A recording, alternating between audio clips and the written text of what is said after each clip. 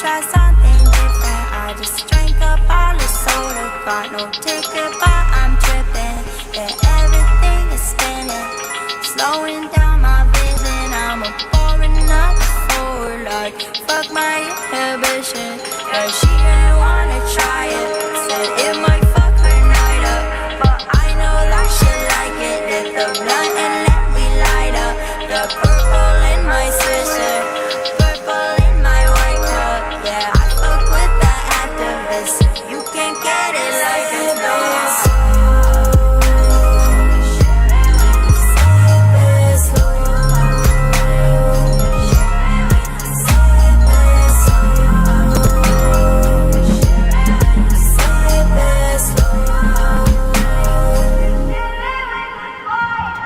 Lean on me like Still Bill. My cup so full it might spill. Y'all are talking too fast. Yeah, I'll sell you a chill pill. You overdose and drinking. What the fuck you thinking? Yeah, I could tell it's fake, cause when you pouring it ain't sinking. More lean than a cholo, all decked out in polo. All the bitches love me, so they wanna take a photo. Oh baby, bottom measure, I do this for pleasure. If you're looking for that real baby, you can't do no better, no.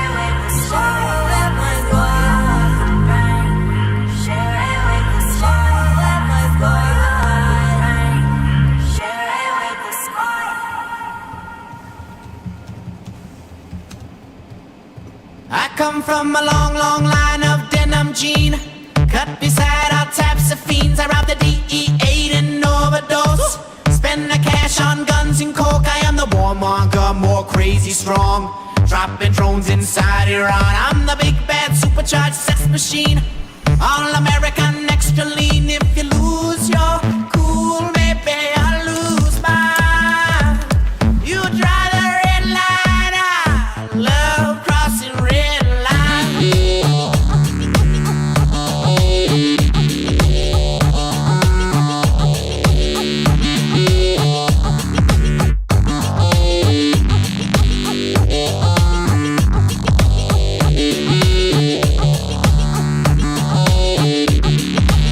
Lose your cool.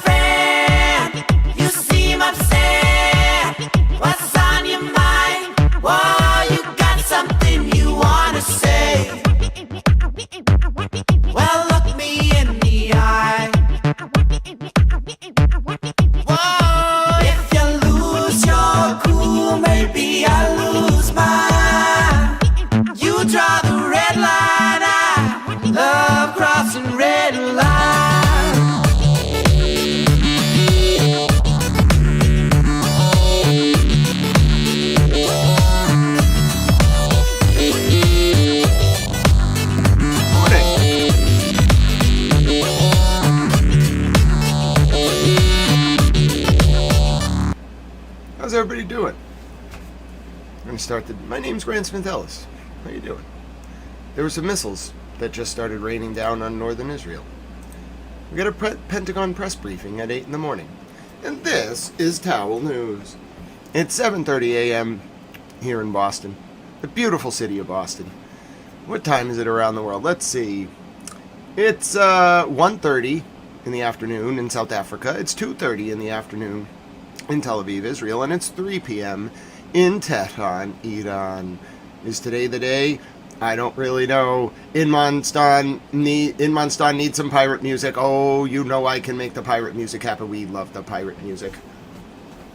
I wouldn't exactly call it pirate music. I'd call it Blood Guardians music.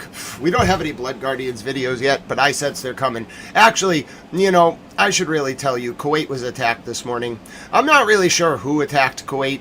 I think it was probably the Mujahideen for the Islamic resistance in Iraq. And then Hezbollah. See, I wasn't going to go live till 8 o'clock. I was just going to eat my bagel. Well, it's not really a bagel. It's actually a cheese sandwich with an egg and a croissant. I didn't even get to eat it yet. It's from the Dunkin' Donuts. Well, Hezbollah just started launching a large round of missiles, at northern Israel. It was probably the largest round of launches that Hezbollah has done in the past 4 days. It was probably like 5 different drone alerts and then 4 rocket alerts all across the north. They're about to clear, but I expect there to be more. Today, I don't know, there's something just tells me, my towel bones tell me that today is the day. I don't really know what that means per se, but my towel bones just tell me that today is the day. Where's my towel news thing? Hold on, I have a plane. Where is it? Come on now. There it is. That was my plan. Sometimes you just gotta kind of make it like reappear. I'm a genius. Look at me, I'm a genius. How's everybody doing? Alright, my name is Grant Smith Ellis. It's very good to see you all. I'm not really sure what to tell you. There's an 8 a.m. press briefing. We're gonna watch it. It's gonna be great. Until then, maybe I'll play a song for Inman Stan. Inman Stan, I wouldn't exactly call this pirate music. I would call this more like I hope you're ready because this is going to become an absolutely ridiculous situation music. But it all counts. So we'll play that, but let me just show you the updates from around the world first, all right? Let's do this. All right, where is it now? All right. Let's see.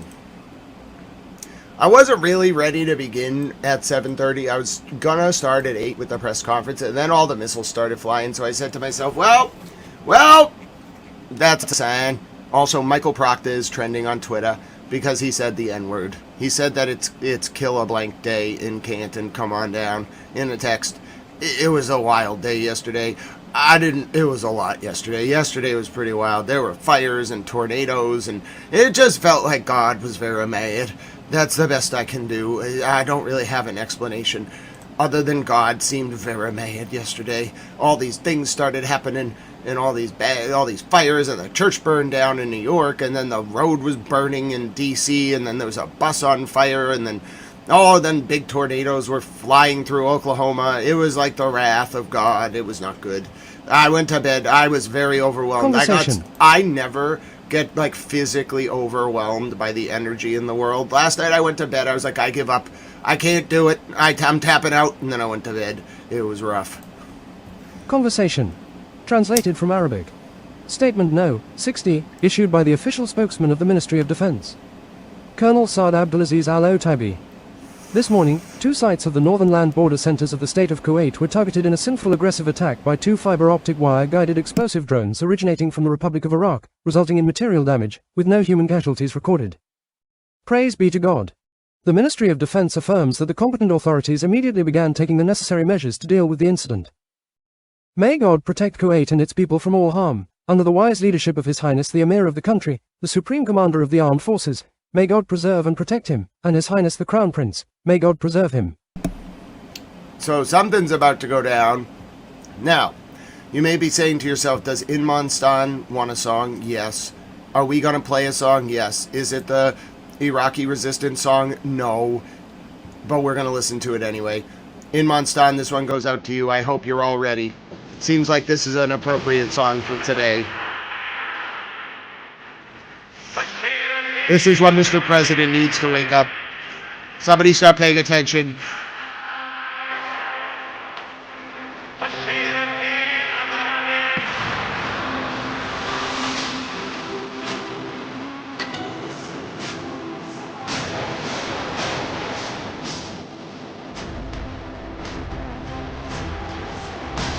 This is what you need to wake up in the morning.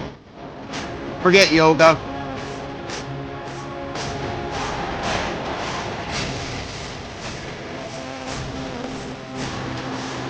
My pleasure, Imam Sman. We got 20 minutes anyway, so.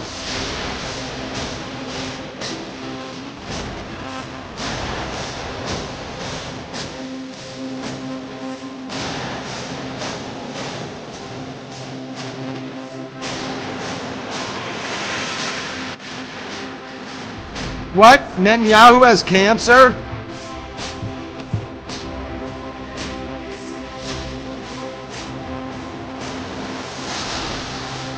Hezbollah is shooting drones down over the south.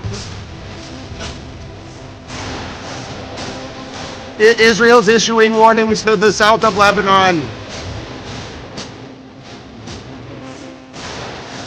What do you mean Netanyahu has cancer?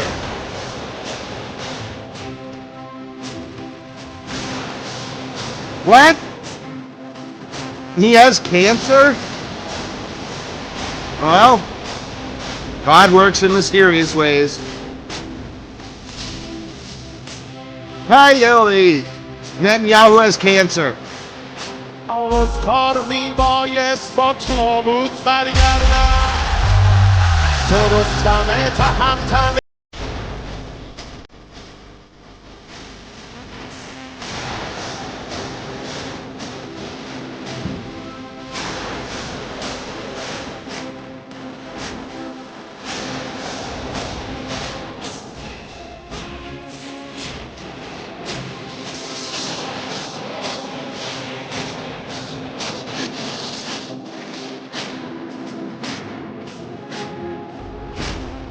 And Netanyahu hid it from the public.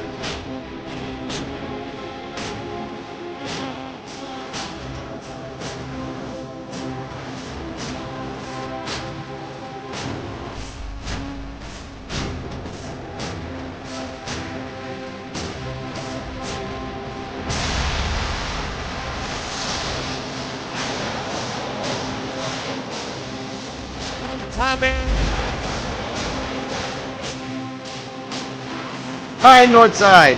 Inmanstan requested, an invigorating song, so I couldn't. Hello, Chris. How are you? I couldn't find the Blood Guardian song, so we went with this.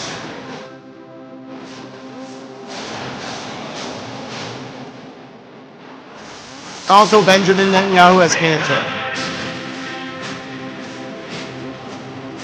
Wow, and the Iranians are going to Pakistan. Wow. Are you telling me we might be able to avoid it after all?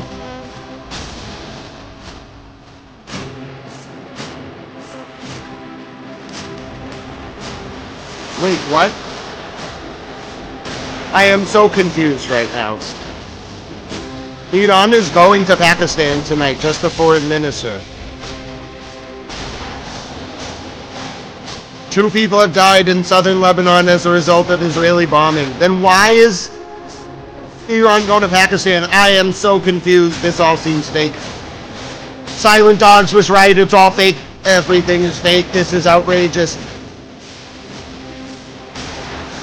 They're bombing each other, but Iran's going to Pakistan. People are dying in southern Lebanon, but Iran's going to Pakistan. I don't know what's going on anymore. God is angry. I'm angry. I don't know what to say.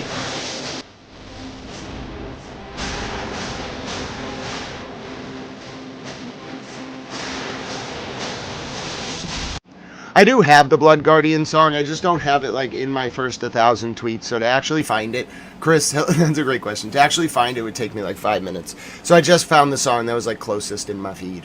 I repost a lot of the stuff that they play on different news channels around the world. This song in particular took a real long time to find a translated version of it. The artist actually has a lot of songs on Spotify, but this particular song is not on Spotify. Okay, here, listen. All right, listen.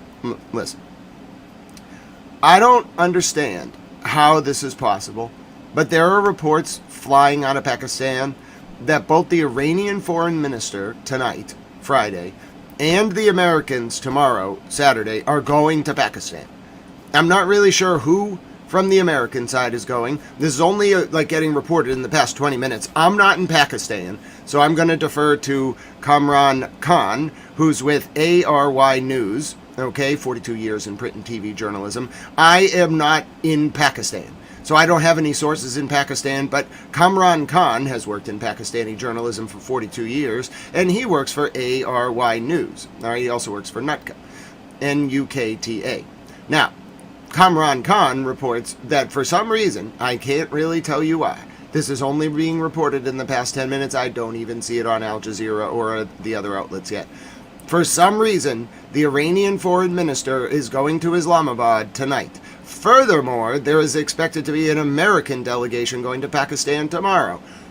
Take this with a grain of salt. I'm not in Pakistan. However, Kamran Khan, who works for ARY News and NUKTA, is indeed in Pakistan. And he has worked in journalism for 42 years. What that means on the scale of credibility in terms of this whole war, I don't know. Even really good journalists can just be told things that 5 hours later just aren't true anymore because it was true at the time and then it changed. But at least now, this is the first thing I'm seeing reported about this. It's not even in the Western press yet. For the first time, I am seeing that tonight, the Iranian foreign minister, Arghachi, I don't know how to say his name. He is traveling, apparently, to Islamabad. Furthermore, reports Kamran Khan, an American delegation is expected to arrive in Pakistan tomorrow. Why is this so befuddling? Because there were just massive waves of bombings launched at northern Israel by Hezbollah following airstrikes by Israel in southern Lebanon that killed at least 2 people. This is all very perplexing. The whole condition of Iran going to have the talks with America in Pakistan was that Israel was not supposed to keep bombing in Lebanon. I'm not really sure what to make of it all, ladies and gentlemen. I'm sufficiently baffled. I really am sufficiently baffled. I'll show you now the interception. I'll show you right now footage of the drone that Hezbollah just shot down in southern Lebanon over Sur. Look at the drone. Look at the drone falling. Hezbollah shot the drone down. Hold on, I gotta fix it. I gotta give you the full screen. Hezbollah shot the drone down. Yes, that is Hezbollah. Just minutes ago, they shot down the Israeli drone.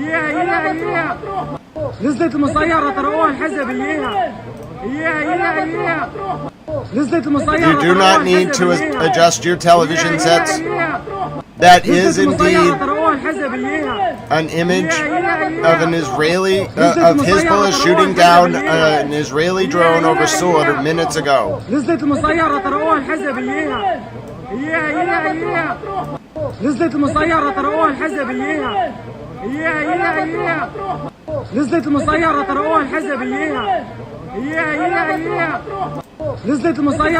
was minutes ago.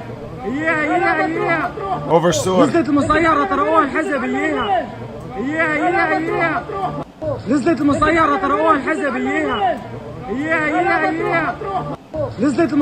This is over southern Lebanon.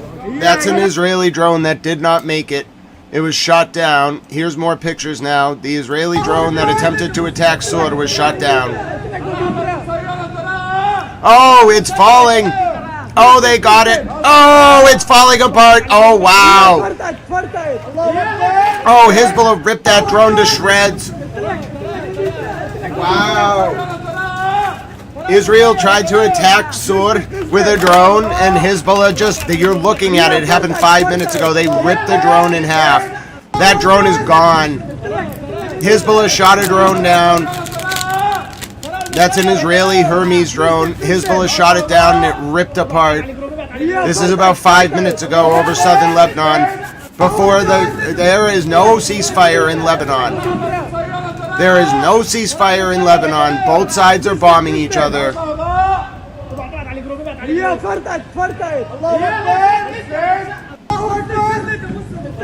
You're looking at the primary source video of an Israeli Hermes drone being shot down No, Nanya, this is just one. Nanya, this is just one video of one part of the attack. There was an actual bombing raid in southern Lebanon, which led to Hezbollah launching like 6 raids in northern Israel.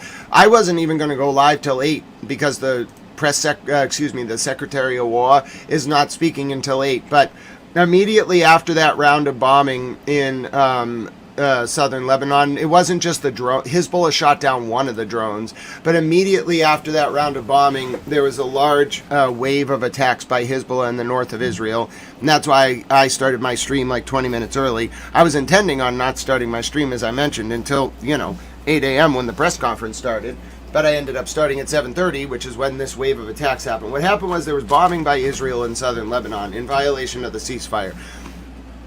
Immediately after, so Hezbollah managed to shoot down some of the attacks that were targeting the south of Lebanon, including the drone you just saw, the Hermes drone shot down. But some of the bombings reached southern Lebanon, and they killed at least 2 people. IDF bombings killed 2 people in southern Lebanon.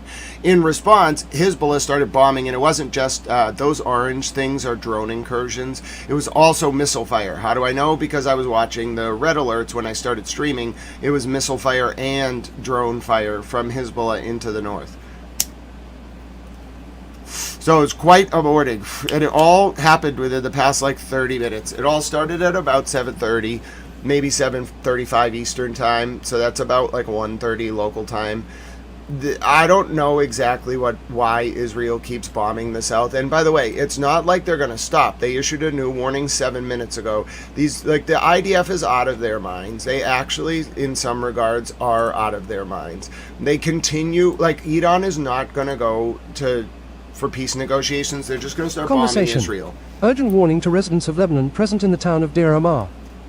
Hezbollah's terrorist activities and its carrying out of launches from your town force the Defense Army to act against it in your place of residence. Out of concern for your safety and the safety of your family members, you must evacuate your homes immediately and stay away from the village for a distance of no less than 1,000 meters outside the village. Oh, poor things, the Shiites are going crazy because of Hezbollah. Alright, so again, Israel is going to attack warning to residents Lebanon of now. Lebanon present in the town of Deir Amar. They're going to attack Lebanon during the press terrorist conference. activities and its carrying out of launches from your town force the Defense Army to act against it in your place of residence. Out of concern for your safety and the safety of your family members, you must evacuate your homes immediately and stay away from the village for a distance of no less than 1,000 meters outside the village. Oh, poor things, the Shiites are going... Now let me show you the Israeli drone. As part of a recent, before Israel even gave that warning, they attacked southern Lebanon. Hezbollah, there were successful bombings, but Hezbollah managed to shoot down one of the drones. Here is the Israeli drone that was shot down.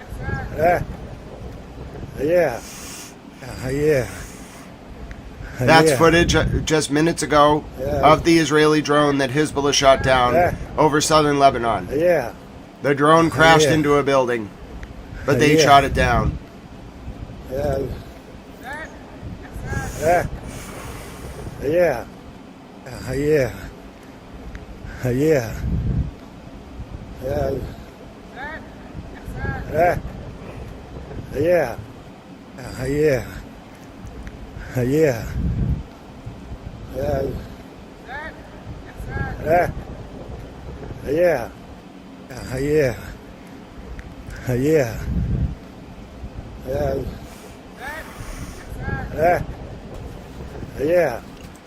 Well, alright, so that was the latest from Lebanon. I'm going to take us over to the Pentagon now as we await the Secretary of War. Alright, so I'm going to take us over to the Pentagon now.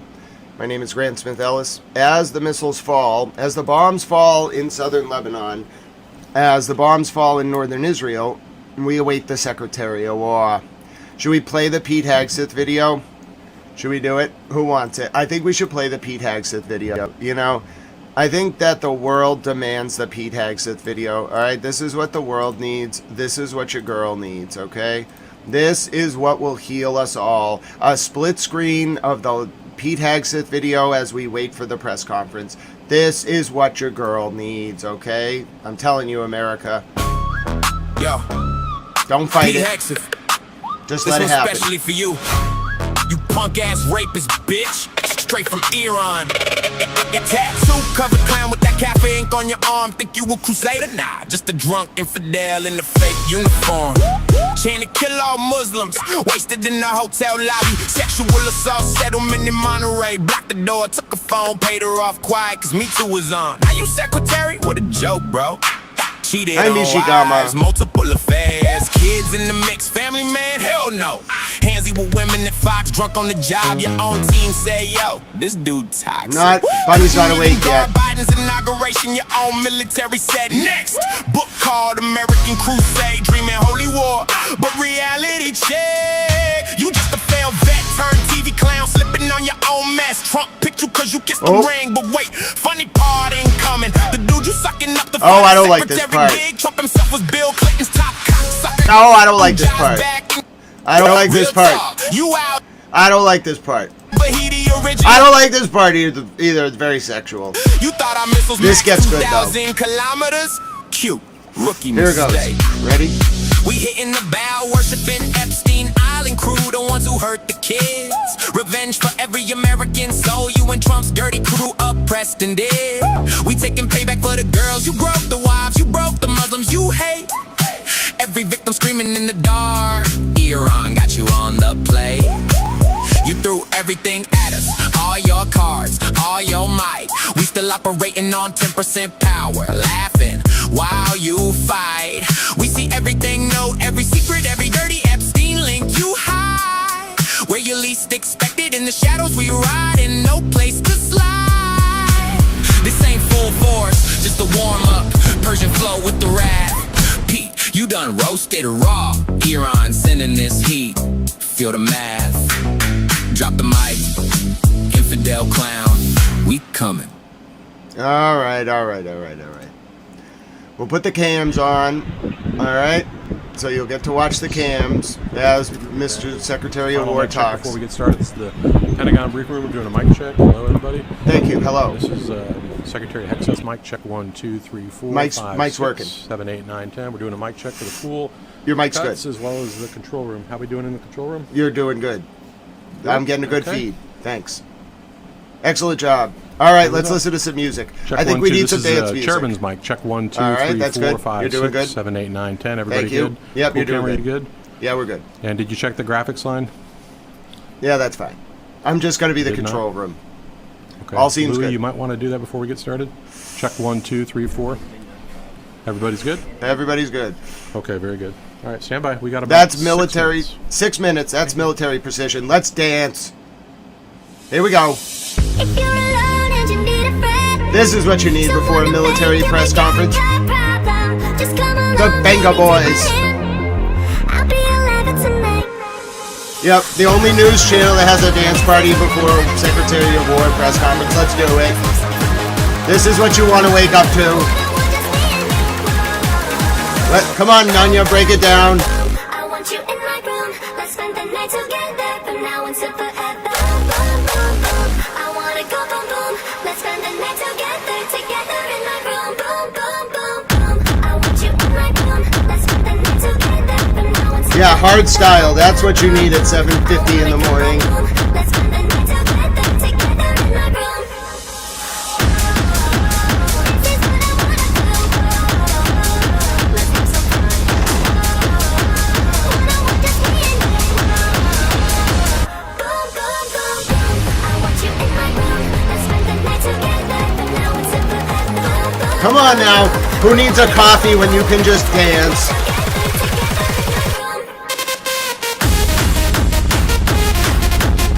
This is much better than caffeine, admit it. Come on, let's go. That's how you wake up for a Secretary of War press conference.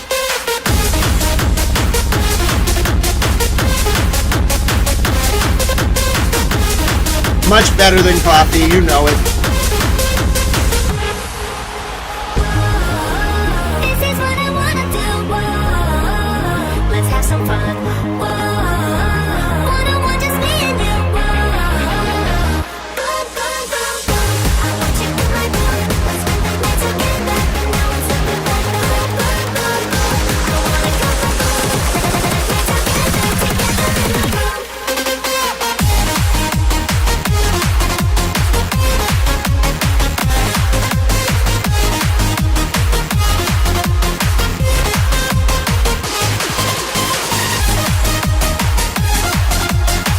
I got another one coming for you.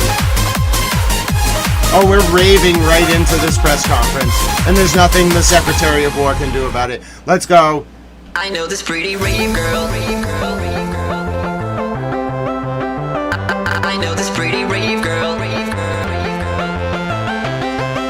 I do. I know this pretty rave girl. Always think about her when she says hi to me. Butterflies go right through Let's me. go. When I see her dancing, wanna take a chance and getting a little closer and maybe get to know her. I know this pretty rave girl. No, Beyond the Grid. No, you're gonna listen to it and there's nothing you can do about it. This is called Hardstyle, and you're gonna learn to love it. It's not my fault you never went to Ministry of Sound in the 90s. Grow up, kid. Please, tell me you've never been to Fabrique without telling me you've never been to Fabrique. Come on, what are you, 12? I remember my first day on the internet. I remember when I couldn't appreciate hardstyle. What are you... Well, learn that I hate Eternal September. What have you done to the internet, you children? How dare you not appreciate hardstyle at 7:50 in the morning? Let's go! Oh, come on, you don't... Did you go to Ministry of Sound? Were you even alive in the last century? How are you gonna lecture me on hardstyle? What are you, like 14? Let's go! I'm not having it! You're not interrupting my dance party! Oh, I'm gonna give you Boat and Anna. How about this? What, are you gonna insult Boat and Anna as well? I bet you dated an IRC bot! Were you even around for Usenet? Don't make me mad! Jag vill berätta för dig att jag känner en båt. Jag känner en båt. Hon heter Anna, Anna heter hon. Och hon kan banna det så hårt. You make me all mad! Jag vill berätta för dig att jag känner en båt. Som alltid vaktar alla som är här. Och som ser till att vi blir... Beyond the Grid, if you have suggestions, you can put them in the chat, but I don't want to see that kind of, like, derogatory language. You know better.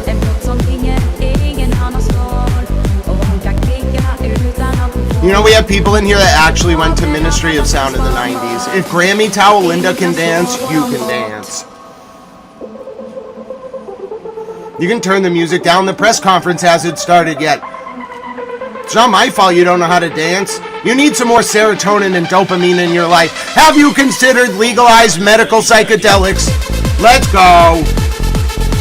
It's 7:50 in the morning, and we're watching a Department of War press conference stream as bombs fall in southern Lebanon and northern Israel. I don't want to hear your opinion on who's interested in getting up and listening to hardstyle and watching a Department of War press conference. How about them apples?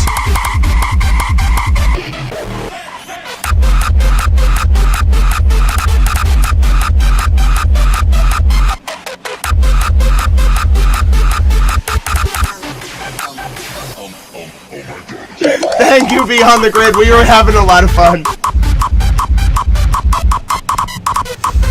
May, I wouldn't dish it out if I can't take it. Alright. That was kind of fun. Då kom den dagen jag inte trodde fanns. Det satte verkligen kanalen ur balans. Jag trodde aldrig att jag hade så fel. Men när Anna skrev och sa jag är ingen båt. Jag är en väldigt, väldigt vacker tjej. Som nu tyvärr är väldigt främmande för mig.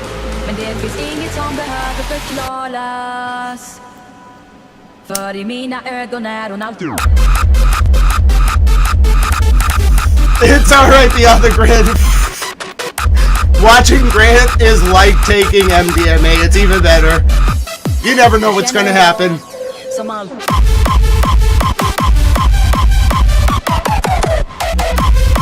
Forget legalized MDMA. Just watch this stream. You're bound to have a great time. Something ridiculous will happen. I'll inevitably yell about it. It'll be great.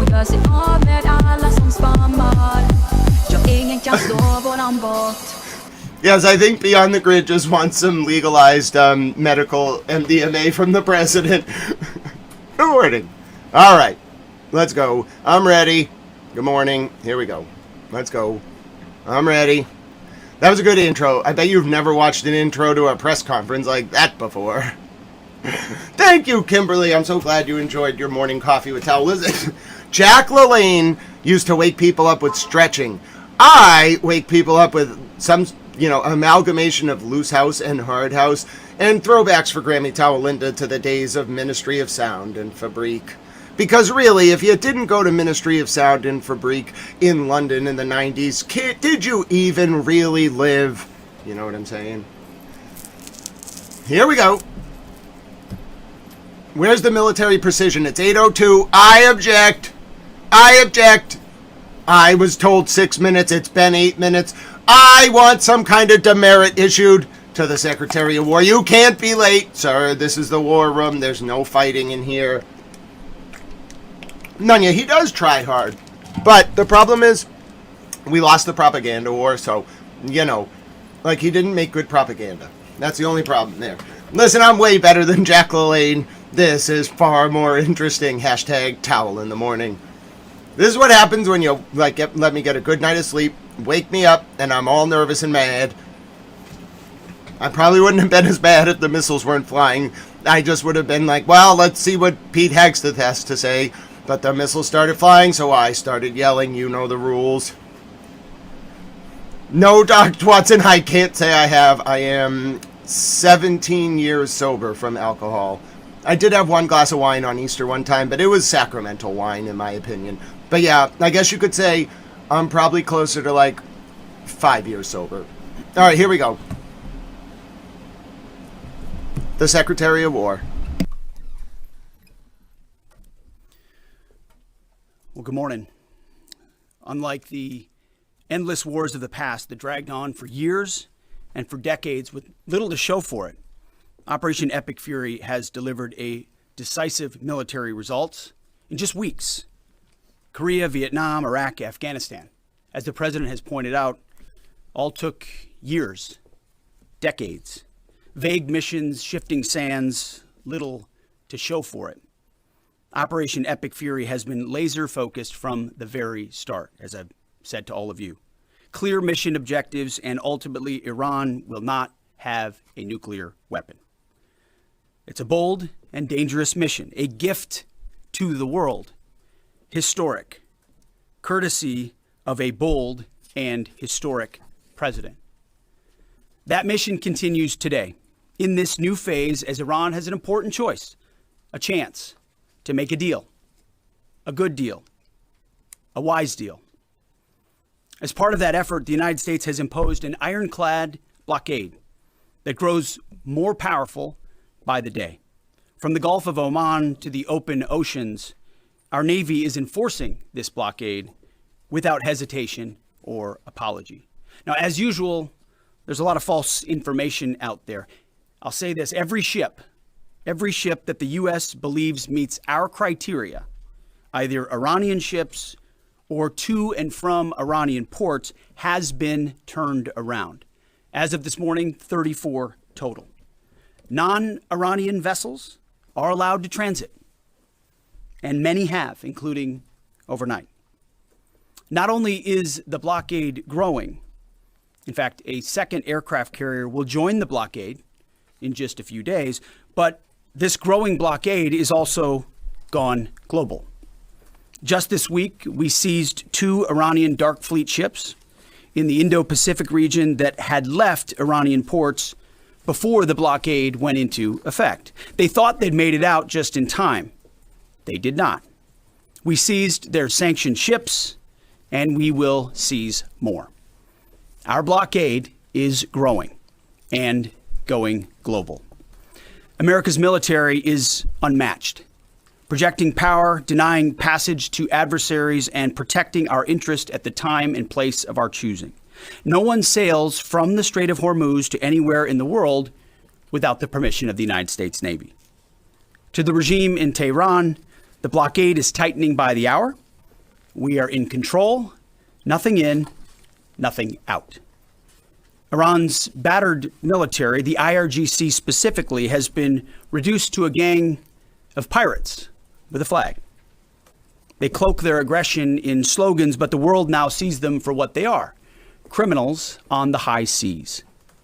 They don't control anything. They're acting like pirates, acting like terrorists. They're the ones who lay indiscriminate mines, who shoot at random ships, who killed 45,000 of their own people, innocent protesters in the course of weeks. Their own people. They are the bad actors. The vessels that the Iranians seized in recent days, a couple of them, they're not American ships. They're not Israeli ships. They're just random ships that drove where they drove their little speedboats up to and shot at those ships with AK-47s. Anyone with a speedboat, a gun, and the wrong intentions can do that. They know that we, the United States of America, control the flow of global shipping. And we know that they know. Their real navy is at the bottom of the Arabian Gulf. It's worth saying again, for 47 years, Iran has been at war with America, killing our citizens, our soldiers, and our allies, while previous administrations looked the other way. The real endless war is the war that Iran has waged on us for 47 years. President Trump is the only president with the guts and moral clarity to finally do something about it. I see it every day behind closed doors. President Trump's fortitude is unshakable and his mission is crystal clear. President Trump said it again yesterday. We have all the time in the world, and we're not anxious for a deal. And I hear him say it every day in private as well. Iran knows that they still have an open window to choose wisely. As we said previously, choose wisely at the negotiating table. All they have to do is abandon a nuclear weapon in meaningful and verifiable ways, or instead they can watch their regime's fragile economic state collapse under the unrelenting pressure of American power. A blockade as long as it takes, whatever President Trump decides. Because the bottom line remains the bottom line. Iran will never get a nuclear bomb. The choice is theirs, but with this blockade, the clock is not on their side.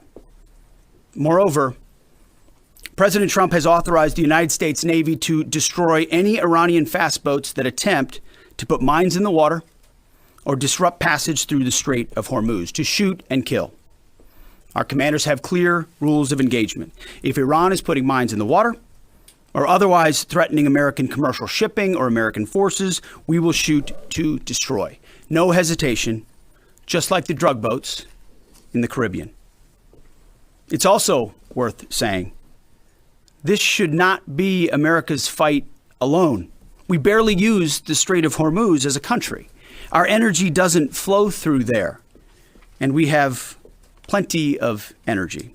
Just look at the new global Congo line headed to Texas. A beautiful picture. Europe and Asia have benefited from our protection for decades. A Congo line? But the time for free riding is over. A Congo America line? and the free world deserve allies who are capable, who are loyal, and who understand that being an ally is not a one-way street. It's a two-way street. We are not counting on Europe, but they need the Strait of Hormuz much more than we do, and might want to start doing less talking and having less fancy conferences in Europe and get in a boat. This is much more They should get in a boat? than ours.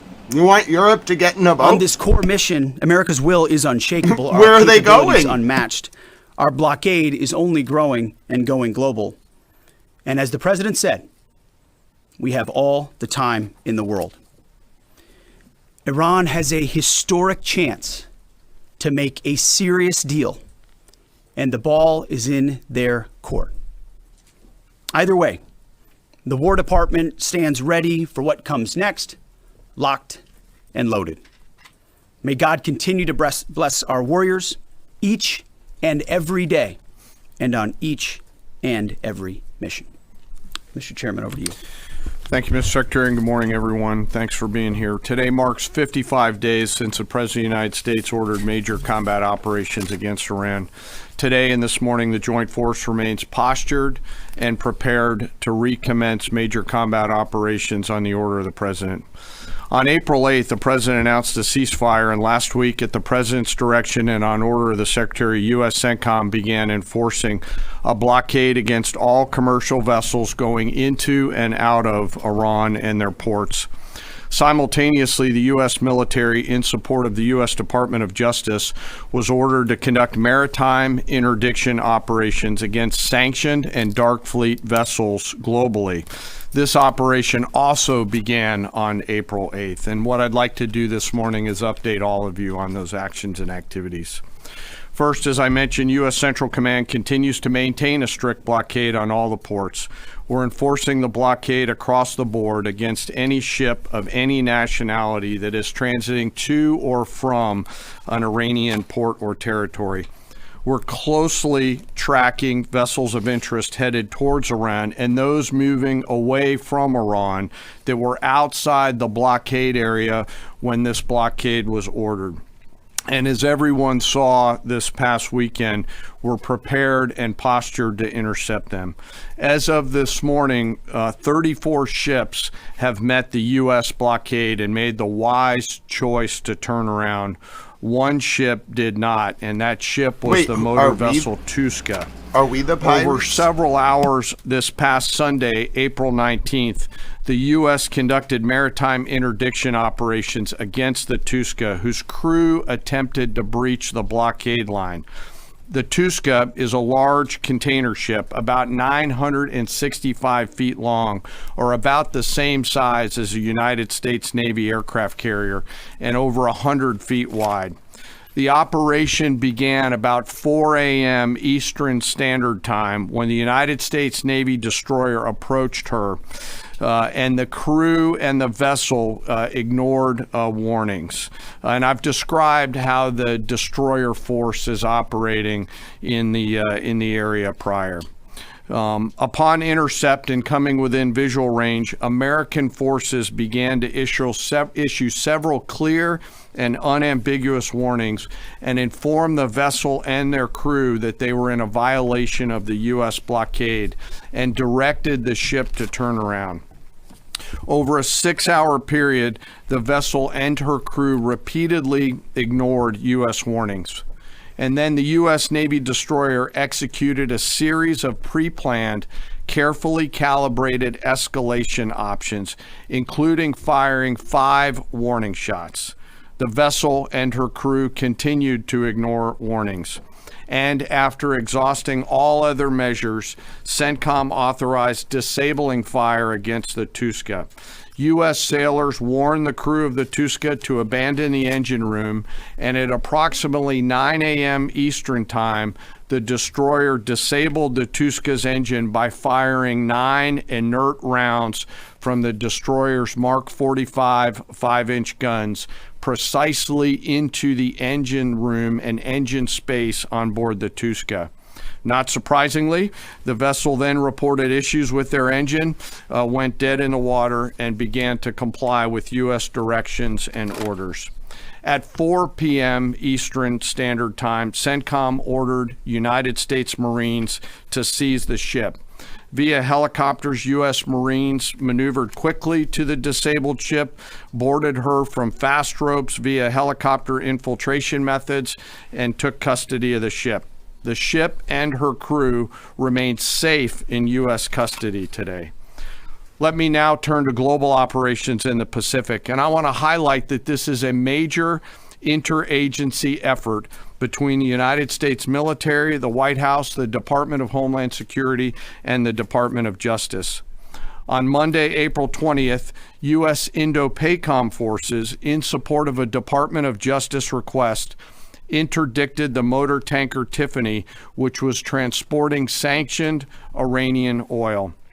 The Tiffany is a very large crude tanker, VLCC for short, and is also about the size of a U.S. aircraft carrier and capable of transporting approximately 2 million barrels of oil. At approximately 11:30 p.m. Eastern Time, U.S. military forces and law enforcement forces also went to the ship via rotary wing platforms, fast roped onto her deck, and secured her. After the ship was secured, a U.S. Navy control team embarked aboard the Tiffany, and assumed control of the ship at 4 a.m. Eastern Time on April 21st. A Navy control team is comprised of sailors led by a boarding officer that assumes control of a sea ship in order to secure the crew, the cargo, and the vessel. And disposition of that first vessel is still pending. The next interdiction occurred on Wednesday, this past Wednesday, 22 April, when INDOPACOM conducted yet another interdiction, again at the request of the U.S. Department of Justice. This time, the stateless motor tanker Majestic X, also known as the Ponyx, also in the Indian Ocean. This is again a VLCC, or very large crude tanker. At approximately 11 p.m. Eastern Standard Time, U.S. forces began the interdiction, again using rotary wing assets to get to the ship, got on board, and secured the bridge. Both ships, the Tiffany, the Majestic X, and their crews remain in U.S. custody. And we will continue to conduct similar maritime interdiction actions and activities in the Pacific and Indian Oceans against Iranian ships and vessels of the Dark Fleet.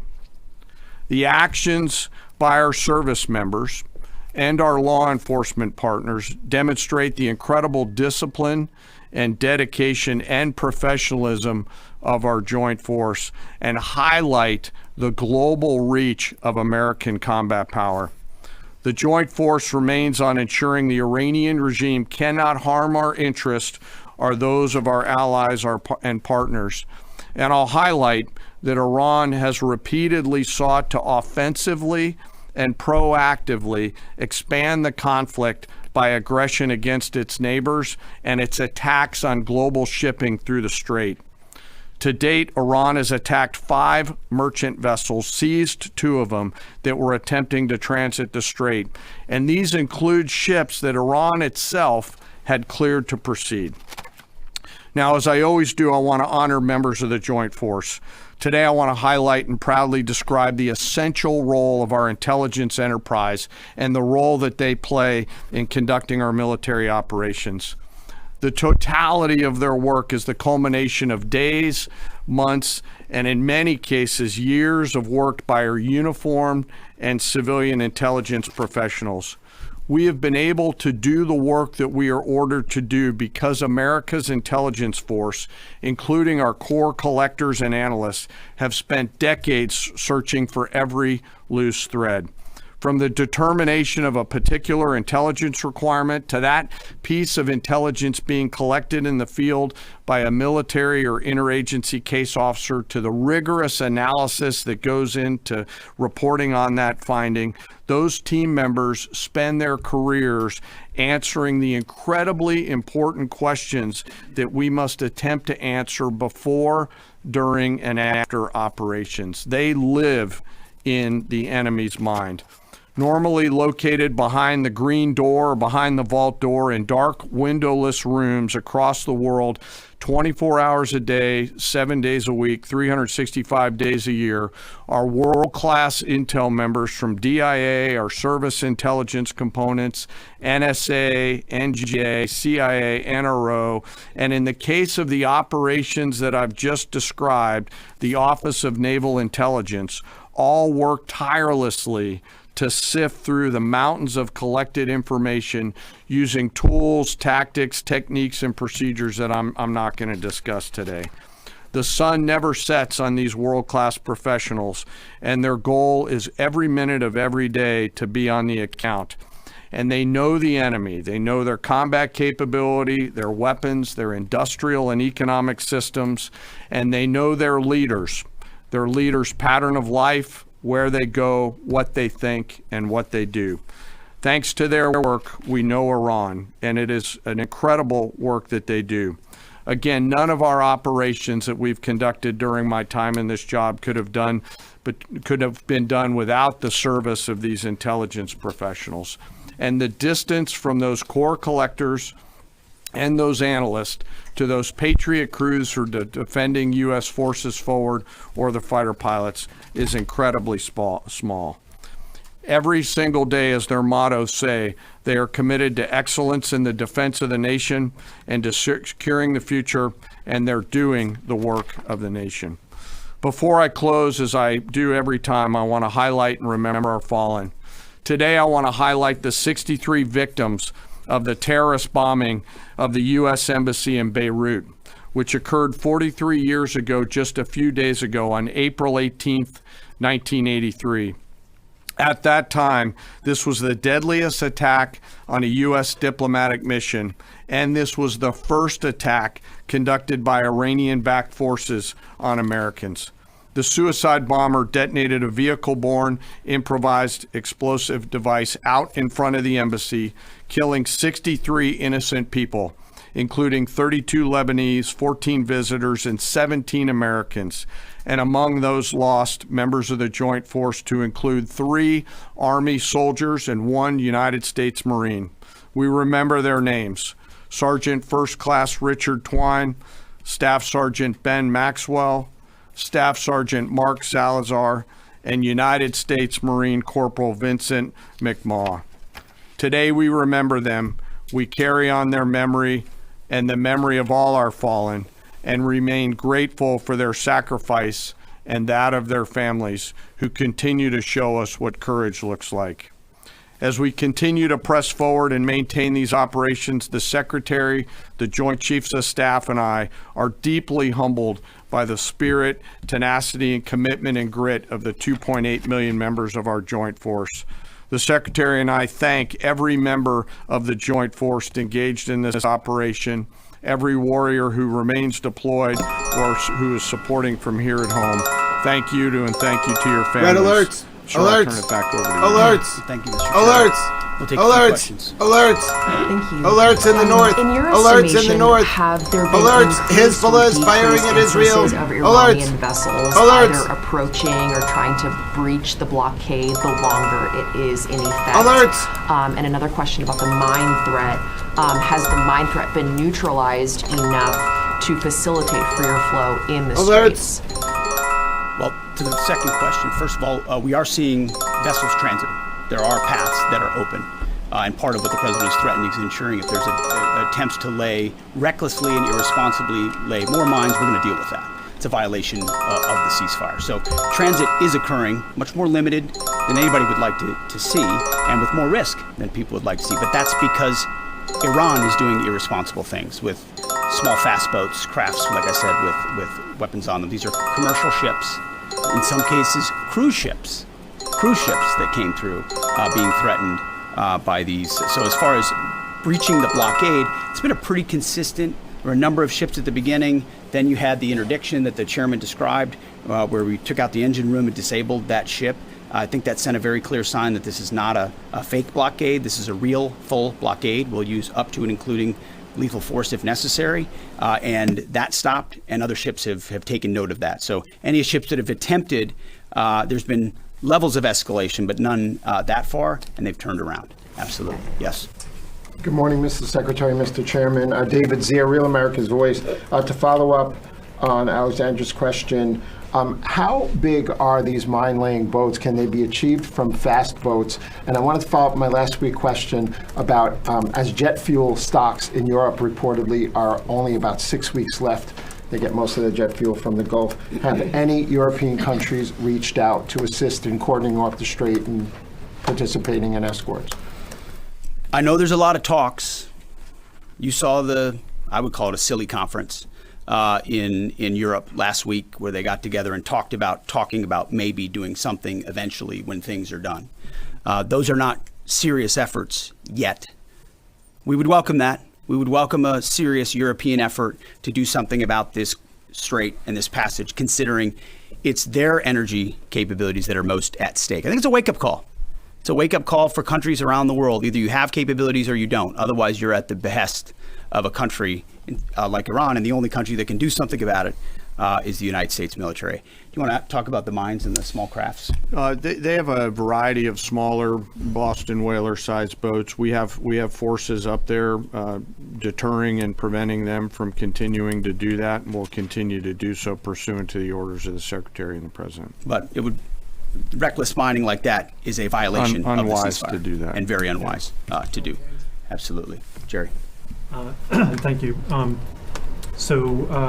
Pope Leo has made some strident comments about the war in Iran, and the U.S. Conference of Catholic tread Bishops carefully. recently put out a statement suggesting that the war does not fit the requirements of just war theory. And I wondered if the Pentagon had thought about this war against the terrorist regime in Iran in terms of the framework of a just war, and if either one of you could talk about that. And then just my second question would be, the Pentagon recently, this week, gave well-deserved award upgrades to the members of Gulf Company 2-1 Marines who served at HKIA and Abbey Gate during the withdrawal and evacuation. I wonder if you, Mr. Secretary, could speak a little bit about that and maybe give us a little bit more in terms of what to expect from this Afghanistan review in terms of further proper recognition and proper accountability. On the first question, Pope's going to do his thing. That's fine. We know what our mission is. We know what authority we have. We're very clear about that. We follow that. The orders of the president. We've got lawyers all over the place looking at what we're doing and why we're doing it and giving us every authority necessary under the Constitution and under our laws to execute it. So we feel very confident across the spectrum about what we're doing and why we're doing and the legal justification that we're following in order to do it. You mentioned the Marines at Abbey Gate. And what we've undertaken at this. A lot of you aren't going to love that answer, but that's the right answer. Because then you can debate about whether there's a difference between legal and moral justification for a war. That was the right. Who briefed him? That was really hard to do right. A lot of you aren't going to like that. You're going to call it a political answer. The point is, you couldn't really screw things up if you get that wrong. You better be 100% right. And he did that's a good answer. That's a good political answer. Seriously, that you have to tread so lightly there. That's exactly what you do. I would have said it a little bit differently. If I were forced to, that's not my position, but to adopt the position arguendo, I would have been like, the Pope is fully entitled as the leader of hundreds of millions, if not billions, of the faithful worldwide to express a canonical position on church doctrine. The Vatican's position is important and considered. However, the legal justification, which is bifurcated from, say, a moral consideration under the laws of the Bible, which this country does not follow akin to the Constitution, although it is informed by a belief in God very much, is a completely separate discussion. That's exactly how I would have done it. Now, moving on, that's what I would have done. Department is a historic Afghanistan review. So we have.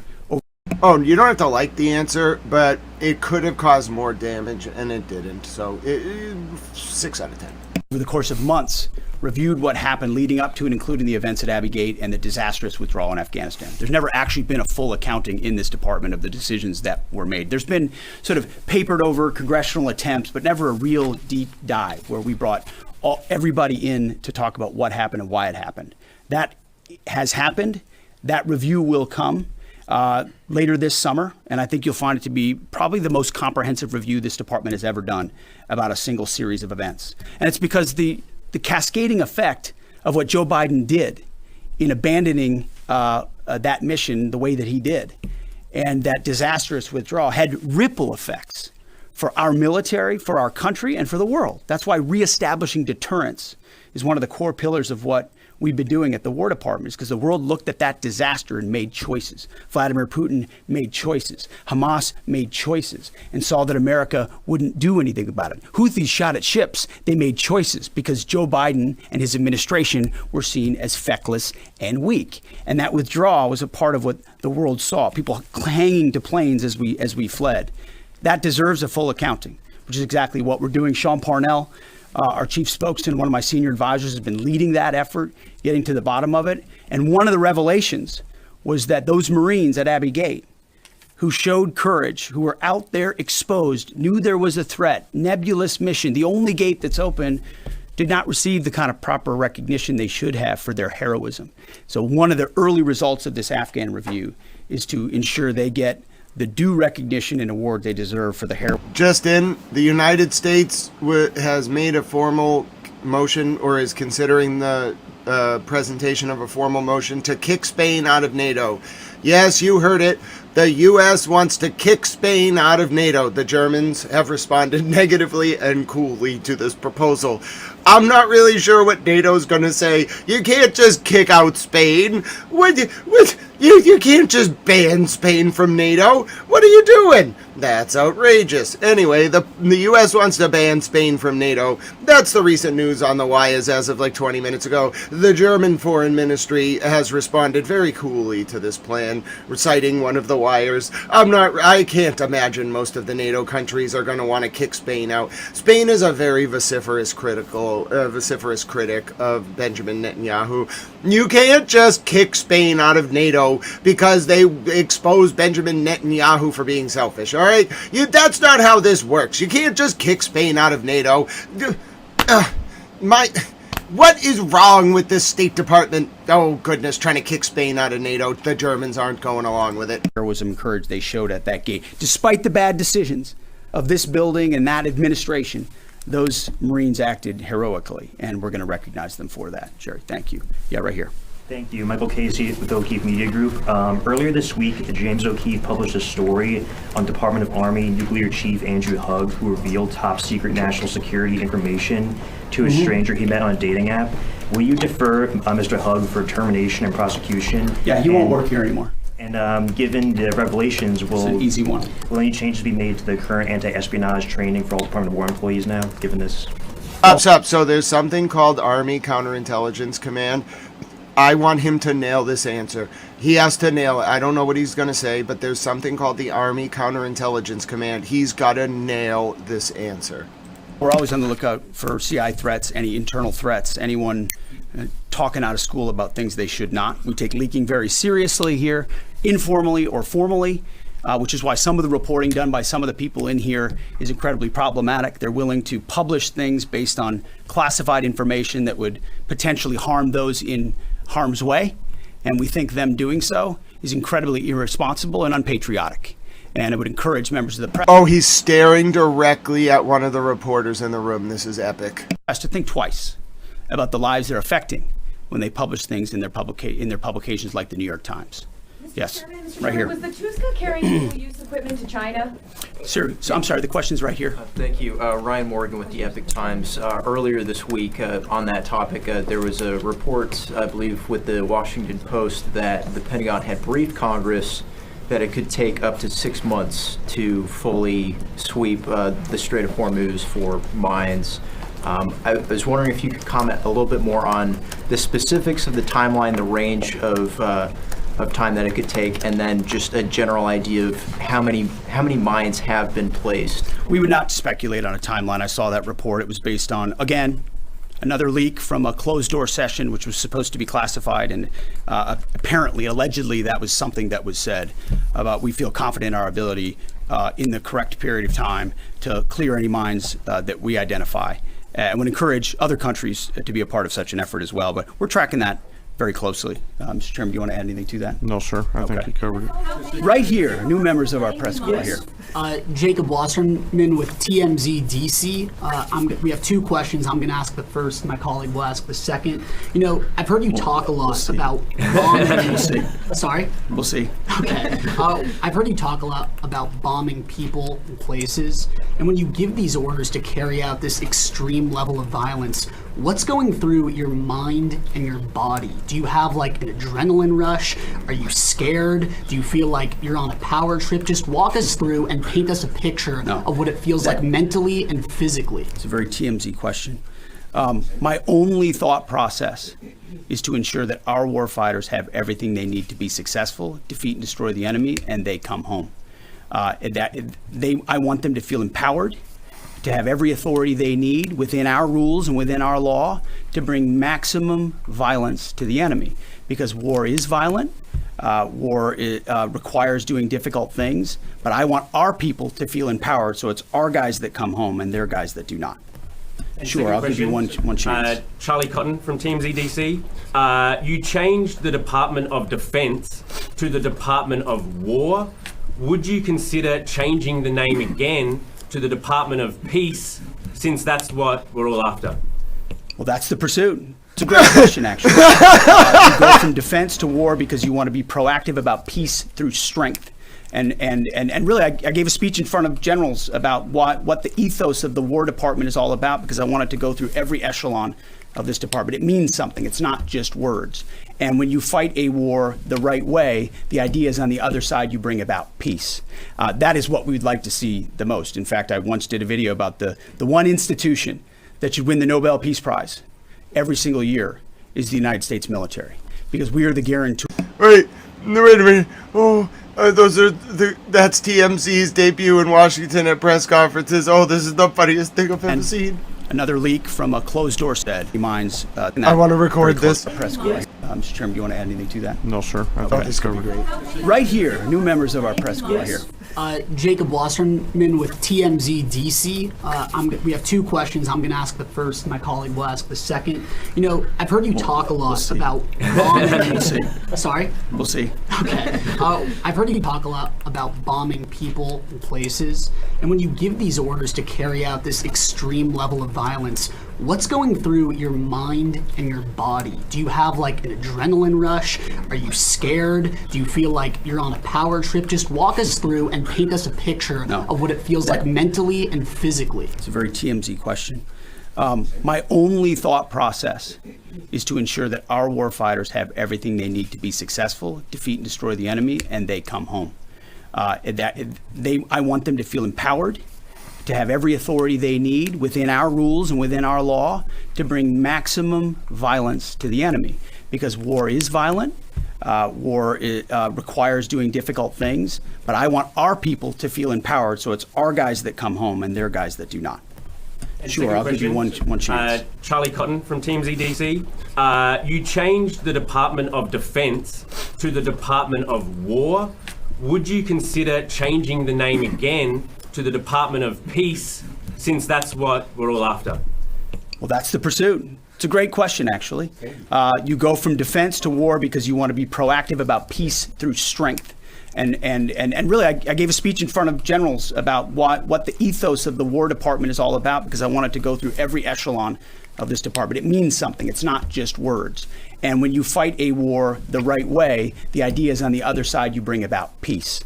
That is what we'd like to see the most. In fact, I once did a video about the one institution that should win the Nobel Peace Prize every single year is the United States military, because we are the guarantor of the safety and security of not just of our country, but of a lot of people in this world. Last question. Yes, sir. Thank you very much, Mr. Secretary. I do appreciate your time. Since February 28, 725 drones and missiles have hit the Kurdistan region as your loyal ally, killing 22 people and injuring 100 others. Even after the ceasefire, Mr. Secretary, 20 more attacks were carried out. My question is, does that ceasefire include Iraq and the Kurdistan region? And really, what is your clear policy toward proxies? Why I am asking this question, by President Masoud Barzani's statement, 5 times targeting his office, even targeting President of Kurdistan region residents in the Hawk City. We watch it very closely, and that area and those folks, the Kurds, deal with a lot of what the IAMGs or the proxies are capable of doing. And a reminder of the reverberating effect of this Iranian regime. It's not just what it does to its own people, killing 45,000 of its own citizens just recently, but it's also the terror they've brought to the region. And so getting a good deal, making sure they can't wield a nuclear weapon over top of those proxies is why this mission is such an important one. Thank you very much. Appreciate it. Thank you. Well, that was an odd one. I mean, you can say that was odd, but I think odd is an understatement. TMZ DC's questions were great. Love Olivia. How are you? I have them clipped. I'm actually posting it on my Twitter because TMZ DC made their debut at a Pentagon press briefing by saying, and I quote, "Mr. Secretary, how does your body feel when you order bombings? And also, should the Department of War be renamed the Department of Peace? They trolled the ever-loving hell out of him. Iran's gonna love it. TMZ DC is like a very refined version of someone who spent their youth on the internet before Eternal September. They're freaking hilarious. You need a dry wit to succeed in politics. They're gonna be great. That was hilarious. It was a little bit like, it was perfectly sardonic. It was like if John Cleese did hard news on the BBC, but they told him to kind of couch it in real language. It was great. Oh, yeah, so I think TMZ DC is going to find this niche where they like play, you got to play it straight. It can be absolutely hilarious, but you got to play it straight. And they played it straight. You got to go up there all serious. And then you got, hello, Damon, it's good to see you. You got to go up there all serious and you got to be like, listen. Can you please tell me, how did your body feel when you were ordering the bombings? Did it vibrate? Did your soul sort of think about the implications of this? Were you feeling the energy? Was there a crystal on your desk? Were you channeling something bigger than yourself? Did you feel God's presence when you unleashed the violent bombings that killed the children? Were you with God in those moments? Did you really feel enlightened? Were you moving beyond the earthly temporal plane? Ah, yes, Mr. Secretary of War. And as a follow-up question, your lordship and high steward of the War Department, in due reverence and regard for your auspicious and, ostentatious veneers, would you mind telling me, good sir, do you think it apropos, under the given circumstances, to rename the Department of War to the Department of Peace? Thank you.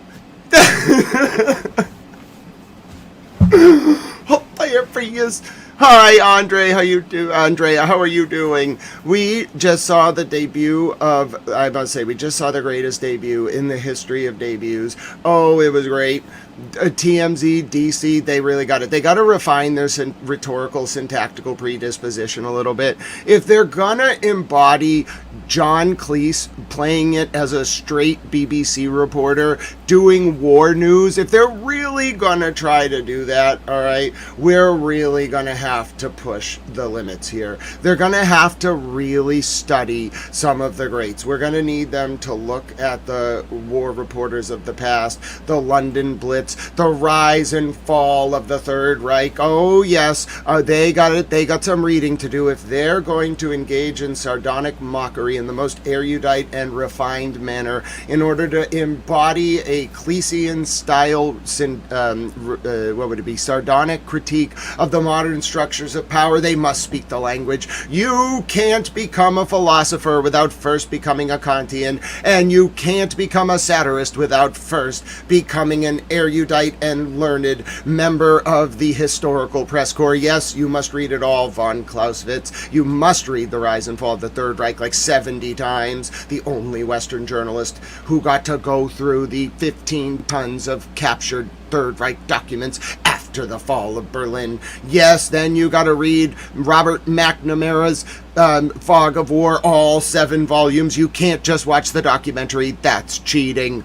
Then you got to read James Joyce's Finnegan's Wake just for good measure so you can understand how to embody Vico's recursi in the rhetorical, written and spoken form.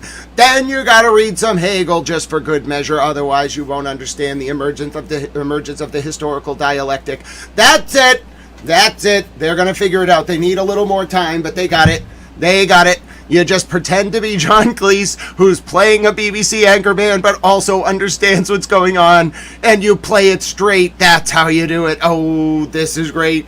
I think, Mr. Bean would have done a great job, but the thing is, he's just so awkward. I can't watch him. He's great. He's hilarious, but, he's too awkward. His energy is just awkward. What I need, you gotta play it straight. You gotta be like a war reporter. Hold on, what's this called here? I'll get the guy's name. War reporter with Ashtray Award. I'll give you his name. No, hold on. What is his name? No. Hold on. War reporter World War II famous. All right, what are these? What's this guy's name? No, Edward R. Murrow. You need to be Edward R. Murrow and John Cleese. You got to play it straight, but you have to be erudite about what you're doing. And the way they played it was perfect. It was hilarious. Wait till you listen to this. They were like, have you ever considered like meditating? You know, meditating is just, you know, it's just so important, okay? All right, let's listen. Here's our people PMC. to feel empowered, so it's our guys that come home. Secretary, I do appreciate your... Hold on one second. He's incredibly irresponsible and unpaid timeline. I saw that report. I think you covered it. Right here, new members of our... All right, this is great. Jacob Wasserman with TMZ DC. We have two questions. I'm going to ask the first. My colleague will ask the second. You know, I've heard you talk a lot about bombing. We'll see. Sorry? We'll see. Okay. I've heard you talk a lot about bombing people and places. And when you give these orders to carry out this extreme level of violence, what's going through your mind and your body? Do you have like an adrenaline rush? Are you scared? Do you feel like you're on a power trip? Just walk us through and paint us a picture of what it feels like mentally and physically. It's a very TMZ question. My only thought process is to ensure that our warfighters have everything they need to be successful, defeat and destroy the enemy, and they come home. I want them to feel empowered, to have every authority they need within our rules and within our law to bring maximum violence to the enemy. Because war is violent, war requires doing difficult things, but I want our people to feel empowered, so it's our guys that come home and their guys that do not. And Sure, I'll give you one chance. Charlie Cotton. Hold on, I've had a request. I think we should run this one more time. Something that was said about we feel confident. So let's go here. Jacob Wasserman with TMZ DC. We have two questions. I'm going to ask the first. My colleague will ask the second. You know, I've heard you talk a lot about bombing. We'll see. Sorry? We'll see. Okay. I've heard you talk a lot about bombing people and places. And when you give these orders to carry out this extreme level of violence, what's going through your mind and your body? Do you have like an adrenaline rush? Are you scared? Yes, Do you Olivia. feel like you're on a power trip? Just walk us through and paint us a picture of what it feels like mentally and physically. It's a very TMZ question. My only thought process is to ensure that our warfighters have everything they need to be successful, defeat and destroy the enemy, and they come home. I want them to feel empowered, to have every authority they need within our rules and within our law to bring maximum violence to the enemy. Because war is violent, war requires doing difficult things, but I want our people to feel empowered, so it's our guys that come home and their guys that do not. Sure, I'll give you one chance. Charlie Cotton from TMZ DC. You changed the Department of Defense to the Department of War.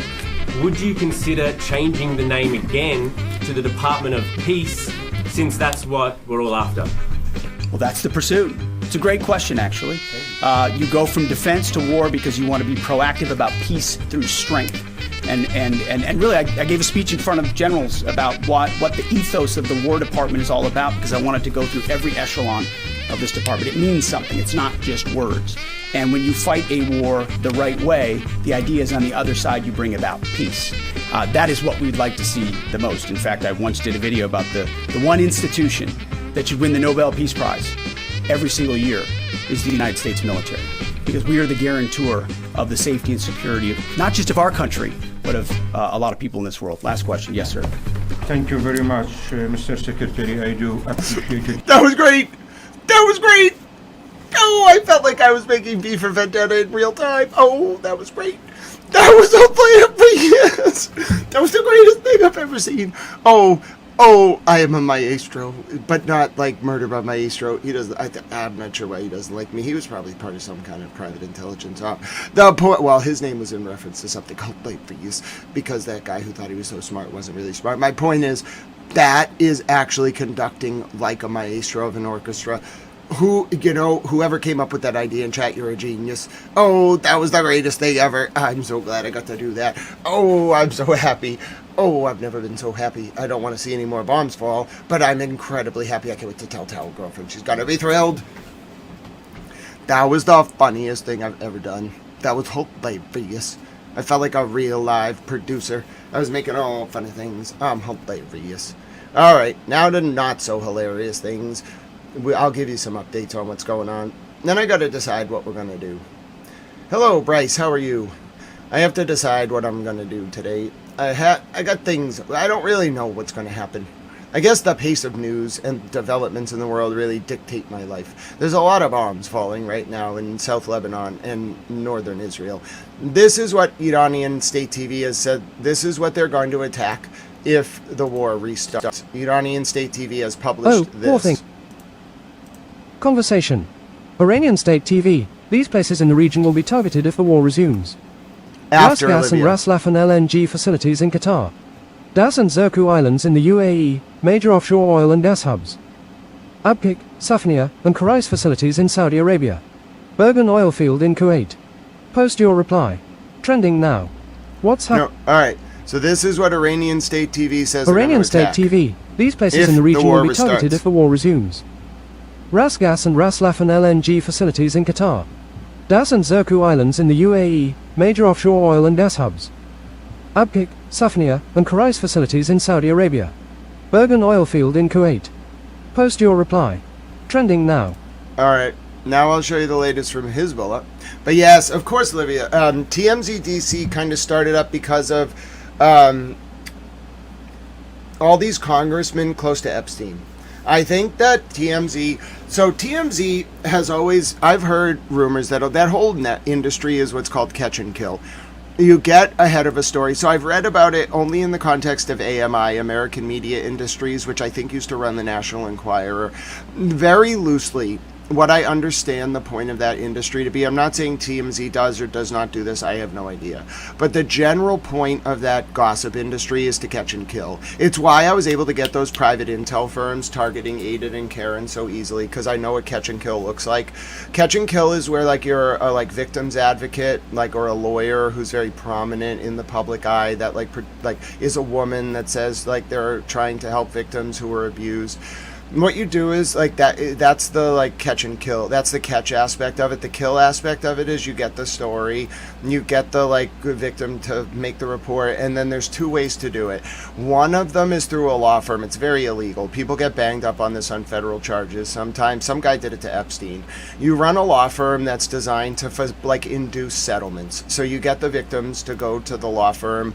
The law firm goes to the like perp and says, we have this victim. We'll keep it quiet, we'll do the NDA, but you have to pay X, Y, and Z. Like it's, and then they go to investors and they say our business model is extorting people basically for settlements. Now it's a federal crime. You can and will go to federal prison for it, but they try to do it. That's one version. Another version of catch and kill, which is much more malicious, and I want all these people in federal prison, are like faux victims lawyers, faux victims advocates. Like, it's a lot of like madams and like brothel operations connected to cops. Like a lot of those folks, what they'll do is it's very similar. They'll like get a big story, and then if it's bad at all for like their people or the cops or the brothel network, they'll catch and kill it, or they'll like do PR to manage it. So they do what's called a modified limited hangout. This comes from a conversation between Ehrlichman and Haldeman and President Nixon in June of '72 in the Oval Office. Yeah, it wasn't actually called a modified limited hangout before this. It was called a limited hangout, but Haldeman and Ehrlichman were like, they worked themselves into a shoot a lot, and they were really erudite academics. So like one of them, or John Dean, says to President Nixon, like, it's more like a modified limited hangout. And Nixon, who was CIA all the way, was like, yeah, it's a modified limited hangout. A modified limited hangout is a version of catch and kill where you preemptively manipulate the emergence of the Overton window, which is the range of acceptable topics of discourse about a given person, event, or situation in the public sphere, such as to avoid the actual truth coming out. If the truth is there was a brothel network and John O'Keefe was an undercover cop working in the Boston Police Sex Registration Offenders Unit, but actually doing undercover work about child and human trafficking in the Norfolk County area of Massachusetts, and the truth is that the people John O'Keefe were looking into didn't want any of that coming out, so they blamed it on Karen Reed and framed her. Then you have to get ahead of that to make the Overton window. Either Karen Reed was framed or Karen Reed was not. And that is a form of catch and kill. Another form of catch and kill is like you find the birdies that, used to, were in the brothels or part of this cop network, and you pretend to be their victim's advocate, but in reality you're just another handler so that they're living in an open air prison while actually subject to the threat of prosecution all the time because the cops are the pimps.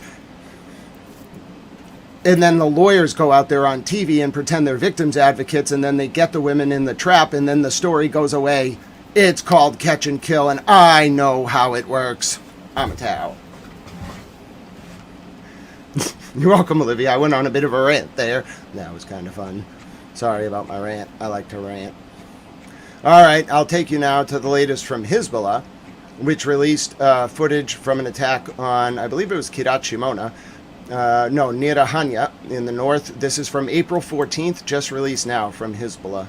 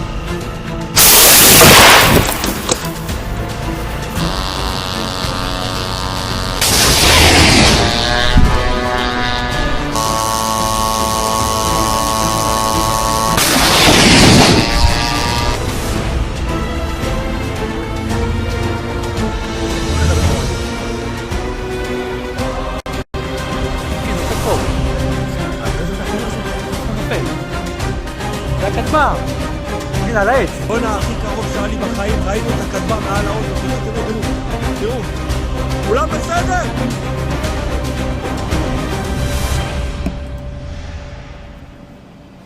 Oh, thank you, Olivia. I'm glad you found it interesting. I maybe should make a clip of that explication. I used a lot of good words there. I don't know where that came from. Oh, I think I want to go get my energy drinks. We can come back for another stream after I settle my affairs. I have to decide what I want to do today. Gotta send an email. I'm gonna talk to Towel Girlfriend. I gotta go to the store. I need my energy drink. And then I have to think about what I'm gonna do. I really just hope that everything calms down. I hope everybody just has a talk. And they're like, we should stop dropping bombs on each other. The world needs peace. Bibi Netanyahu, it's almost his time to go. God willing. I don't mean to pray for that, but he's just the problem. He's had cancer twice within the past year, and he hid it from the Israeli public. You can't be doing that. Here's a statement from Hezbollah confirming that at 2:10 p.m. local time on April 24th, 2026, they shot down a Hermes Zek drone in the airspace of Sur in the south of Lebanon. Now, Sur is southwest in Lebanon, about 10 miles north of Naqoura, which is on the blue line. It's one of the southwest cities. It's very beautiful in South Lebanon. It's on the border. I can show you where it is. Sur is right here. See, it looks like it's called Tyre, but it's Sur. That's Sur. That's Naqoura. That's where my friend Ali Hashim is from. His village has been very much attacked by Israel. We have to rebuild it. And that's Sur. Alright? So the fighting right now, it's mostly, it's kind of like here. This is the Litani. It's a river. Okay? It kind of goes like this. It's a little confusing. But the point is, the fighting's all between Sur and Bin Jibal, and then over here north of Kiryat Shimona. And then there's a lot of fighting down here in Naqoura, which is pretty much destroyed. Al-Qaim, which is this very contested area south of Bin Jibal, I think. I think it's right here. Qaim, isn't Qaim right here? I thought it was right here. Oh, 1 second. Hold on, it's Towel Girlfriend.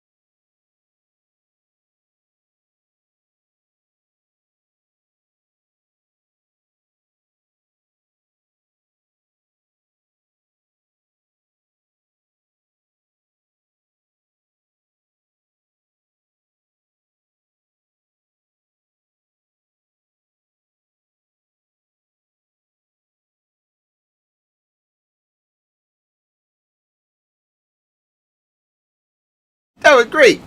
Towel girlfriend had a good day. Towel girlfriend says hi.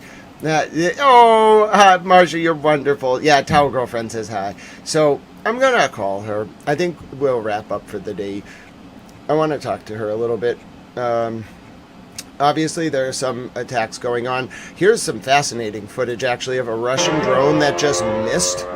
This is in the Ukrainian capital city this morning. The Russian drone just missed its target. It just crashed into a lake. I'm not sure. I doubt it was supposed to go into the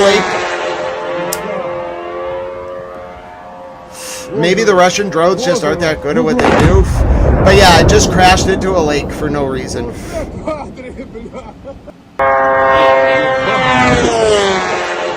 It just crashed into a lake.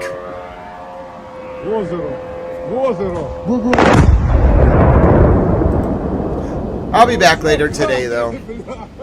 Alright. So, my name is Grant Smith Ellis. I hope you're doing well. Yeah, I was going to say, you know, maybe this is Moscow's version of like a fishing show. That's a great one, Doc Swan. But the only reason I can joke about this is it literally hurt no one. I've seen drones miss before and kind of like hit the pavement and hurt no one. But the only reason I can even laugh about this, I really don't like to see like anything exploding anywhere. But that is probably the most innocuous place for that to go. Just in the middle of a lake. I mean, seriously, if a drone's going to hit somewhere, it may as well just crash in the middle of a lake.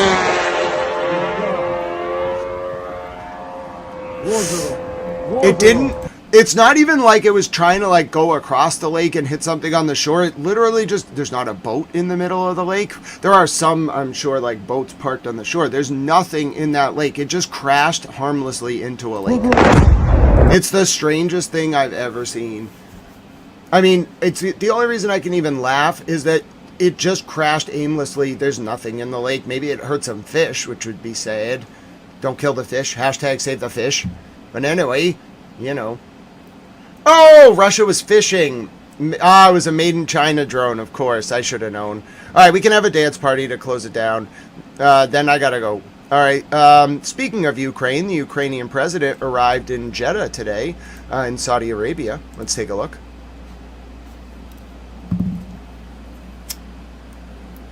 There's President Zelensky arriving in Saudi Arabia, meeting, I imagine, with Mohammed bin Salman, or at least one of his ministers. The Ukrainian Prime Minister meeting with one of the ministers of Saudi Arabia today in Jeddah. At the same time, this is how we'll close. Here's the update from Pakistan. The Iranian Prime Minister is going on a multi-state trip. Wait till you hear this. He's going to Islamabad, Muscat, and Moscow. Muscat, is that Jordan? Oman. Oh my word. The foreign minister of Iran is not going to Pakistan just for like preparations for peace talks. He's going to Moscow, the capital of Russia, Muscat, the capital of Oman, and Islamabad. It's a 3-stop tour. They're turning into a diplomatic force. Oh my goodness. No, Abbas Arachi is going to, he's not going to peace talks. He's going on a multi-state tour. Oman, Russia, and Pakistan. Oh my word. Oh my word. No wonder why. They're just going to become a diplomatic power. They're not focused on the peace talks. They're focused on the new state of the world. Here's the latest from Pakistan. I think it was before the trip to Oman and Russia was announced, but let's see what's coming out of Pakistan. Here's the English captions. Then we'll have a dance party, then I'm going. I got to call Towel girlfriend. هذا الاتصال بين وزير الخارجية الباكستاني ووزير الخارجية الإيراني، وكما تحدثت وسائل الإعلام الإيرانية حول الحديث الإيراني مع فريقه أو مع جهتنا، فإن وفدا صغيرا إيرانيا يقوده الوزير عراقشي متوقع هنا الليلة، وهذا أزفه خبرا لكم الليلة، وأيضا فريق تقني أمريكي لهذه المفاوضات سوف يحضر إلى هنا. لذلك هذه الاتصالات الهاتفية اليوم بين وزير الخارجية الإيراني ونائب رئيس الوزراء الباكستاني، وأيضا كما نقلت وسائل إعلام إيرانية كما الاتصالات مع قائد الجيش وقائد القوات الدفاعية، وأيضا الرئيس الباكستاني تتوقع أو تفيد بأن الفريقين سوف يكونان هنا في إسلام آباد هذه الليلة. ووزير الخارجية الإيراني عباس عراقجي سوف يكون هنا مع فريق مفاوض أصغر صغير، بحذر أقول ذلك لأنه ثمة الكثير من التوقعات يجب أن تختلط بهذا الخبر، ولكن بما أنه تم الإنجاز الكثير من العمل وتمت الكثير من المحادثات، وال15 نقطة من الولايات المتحدة وال10 نقاط من إيران طرحت على الطاولة، بالإضافة إلى مطالب إضافية من قبل الولايات المتحدة، وهذه ال15 أو 10 نقاط هي للفريقين. لذلك الفروقات أو الاختصاصات ممكن أن تكون فارقة عن المطالب الأساسية، ولكن على الأقل في الحديث معكم أستطيع أن أقول إنه ثمة بعض التأكيدات أن الليلة وزير الخارجية الإيراني السيد عباس عراقجي سوف يحضر مع فريقه، ربما فريق أصغر وأيضا فريق تقني من الولايات المتحدة سوف يحضر. أنا أبتسم لأني سعيد، وذلك لأنه ثمة تحرك نحو الأمام، نحو السلام الإقليمي. وهذه لحظات حينما كنت أتحدث إلى سعادة السفير الذي يعرف إيران خير معرفة، وهذه النسمات التي نشعر بها حاليا هي قد تكون نسمات للسلام قد تنسم علينا اليوم أو الغد. لذلك هذا خبر سار لنا جميعا أن على الأقل المفاوضات أو الاتصالات الهاتفية أنها تتحرك في اتجاه منطقي. فركسي شوكت على هذه المعلومات. مصادر أخرى أيضا محلية تخبرنا بأن وزير الخارجية الإيراني عباس عراقجي قد يرأس وفد. So not only will Araghchi head the delegation, he's making a multi-state tour. Also, yes, Michael Brown and Shannon, we are definitely coming to South Africa. It's going to be great. We're going to visit both of you, and we're so excited. Yes, absolutely. All right, so we can have a little dance party. By the way, due to a faulty air defense system, an Indian jet crashed in the disputed Kashmir region between Pakistan and India. The cause of the explosion was unknown earlier, about 20 minutes ago, 30 minutes ago when I initially saw this. I can now let you know that the cause of this strange explosion in the disputed Kashmir region was a potentially faulty air defense system shooting down an Indian fighter jet. Yes, these scenes that you were looking at from the disputed Kashmir region between India and Pakistan, that is apparently the result of an Indian Air Force plane being shot down by what could be a misfire of a air defense system. So it's possible India shot down its own jet in the disputed Kashmir, which caused a large explosion and a large fire. This is Towel News. Oh, it was a bus. It was a magic bus. Yes, no, it wasn't a plane. It was a bus, of course. It was a magic bus, and it was a fire in the bathroom. All right, we shouldn't be morbid. The pilot did eject from what I saw in the follow-up report. I don't believe anyone was hurt. It was just a faulty air defense system, which is odd if you think about it. All right, we can dance our way out. We can dance. We can dance. We can dance. All right, let's dance. What are we going to dance to? All right. We'll dance as the TMZ clip plays. I'm in with TMZ DC. All right. I'm going home, and we're not ending for the day, but I'm ending this part of the stream in 2 minutes, and I'm giving you a little dance to end it. It's not going to be the Yakety Sax song. It's going to be even better. Everybody needs to dance. I want to dance, and then I'm going to call Towel Girlfriend. Here we go. Dance party. Let's do it. Someone to make you forget. Quiet down, Pete. Just come along, baby, take my hand. I'll be your lover tonight. This is what I wanna do. No, it was Indian. It was Indian Air Defense. I want you in my room. Let's spend the night together from now until forever. Boom, boom, boom. I wanna go boom, boom. Let's spend the night together, together in my room. Boom, boom, boom, boom. I want you in my room. Let's spend the night together from now until forever. Boom, boom, boom, boom. I wanna go boom, boom. Let's spend the night together, together in my room. This is what I wanna do. Let's have some fun. Quiet down, Pete.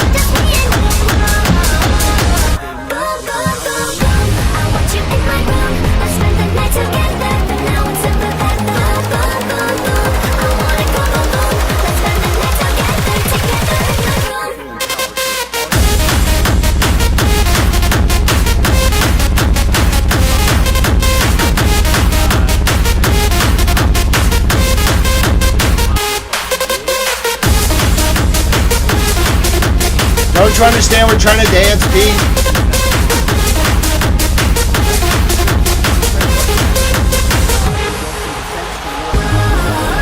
This is what I wanna do. Whoa, let's have some fun. Whoa, one-on-one, just me and you. Whoa, boom, boom, boom, boom. I want you in my room. Let's spend the night together. From now until forever. Boom, boom, boom, boom. I wanna go boom, boom. Let's spend the night together, together in my room.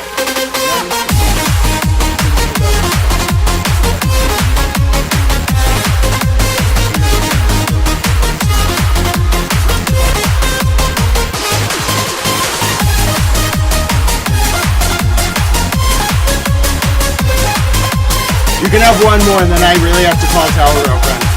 Maybe she's listening, so she can have one song. She really likes music. One song. I love this song. There's nothing you're gonna do that's gonna stop my love of Hello Goodbye. Where we are when we drive in your car. I like where we are. This is how I end all my streams now, because YouTube gave me a creative music studio. It's great. Pete's worst song is Barbie Girl. Oh, we could totally look for a Barbie Girl song. Oh, I'm down with it. Oh, I'm down. This is a great idea.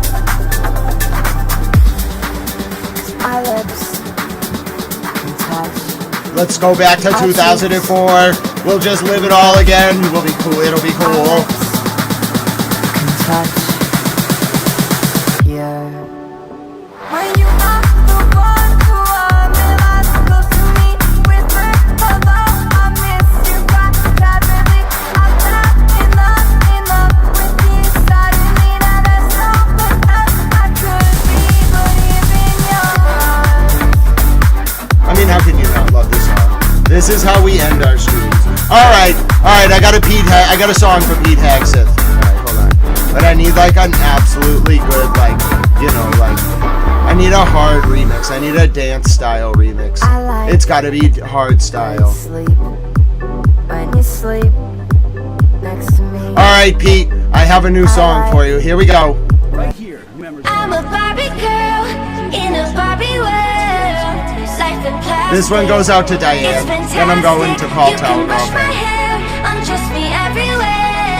Imagination, life is your creation. Let's go. This is Pete's war song.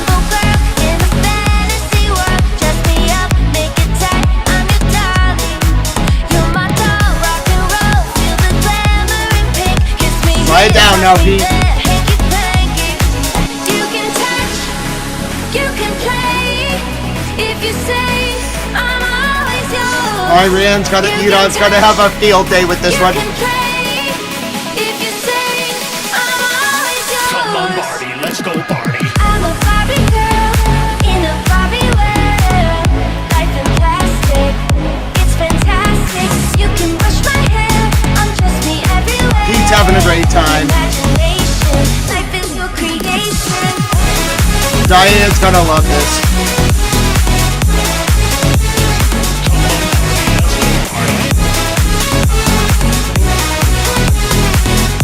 Diane's having a great time.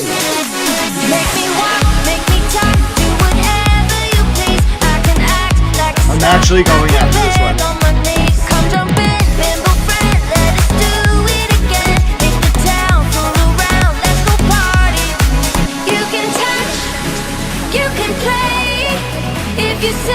This is what the world needs.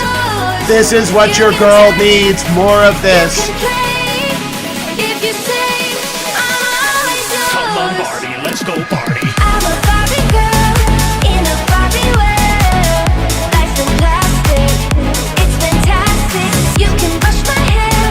Greatest way to end the stream.